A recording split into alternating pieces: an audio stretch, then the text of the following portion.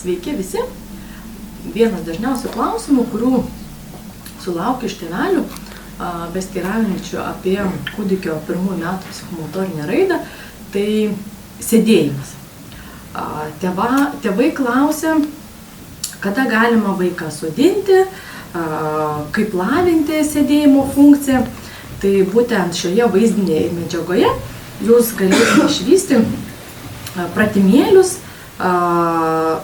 kurių dėka sustiprinsit liemens pilvo raumenis, galėsit lavinti pusiausvyros atramos reakcijas.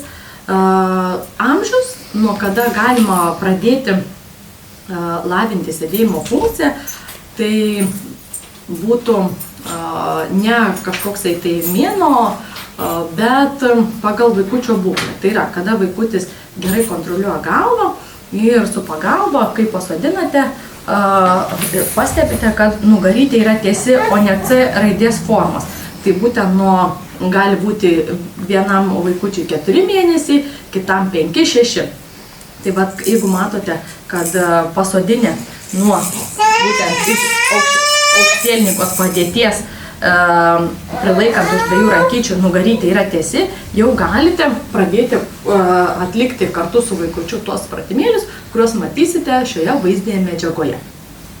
Faktas, kad vaikutis pats savarankiškai iš karto nesėdės.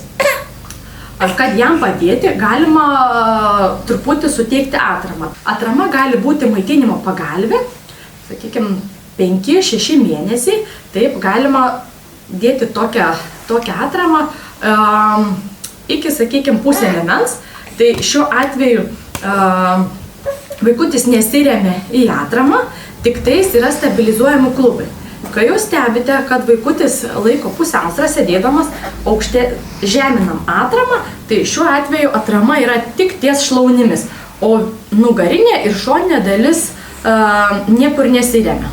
Taip, ir tada vaikutis gali kažką krapštytis, žaisti, dedam žaisliukus iš priekio ir jisai žaidžia. Taip, kodėl dar yra gerai, sakykime, tokia maitinimo pagalbė arba kažkas panašaus, kad kol vaikutis išmoks sėdėti ir išlaikyti pusiausvyrą nekrisdamas, tiek į šonus, tiek atgal, tai saugom tą galvelę, nes tiek bus atveju, kada kažko sieks ir virsta atgal. Tai šiuo atveju mes truputį jį pasaugom. Taip, kai jau vaikutis 8-9 mėnesių sėdi savarankiškai, ta atrama yra, sakykime, tik tais patraukiama atgal, kad jeigu kristų, galvytės neužsigautų.